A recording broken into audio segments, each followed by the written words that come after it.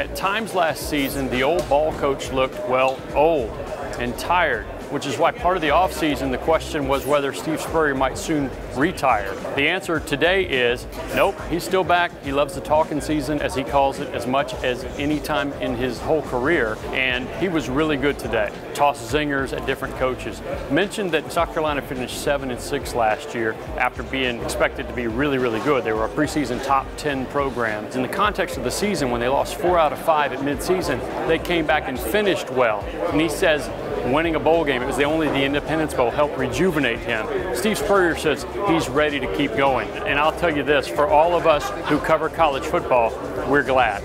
It's maybe a little bit disconcerting to see Mississippi State coach Dan Mullen in a dark suit, very conservative, with Adidas running shoes on.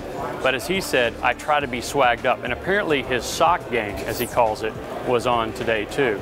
It's that kind of swag he'd rather see on the field from his team this season.